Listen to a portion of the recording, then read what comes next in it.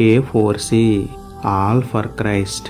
శరీరానికి స్వస్థతను, ఆత్మకు స్వస్థ బుద్ధిని అనుగ్రహించండి తండ్రి. ప్రార్థన. ప్రేమమేడ కృపమేడ పరలోకమందున్న మా తండ్రి, మహిమగల మీ నామమునకు స్తోత్రములు దేవా. అయ్యా, ఆత్మీయంగా దిగజారిపోయిన బిడ్డలను లేవనెత్తండి. అన్ని విషయాలలో మీకు లోబడే మనస్సు ఇవ్వండి నాయన.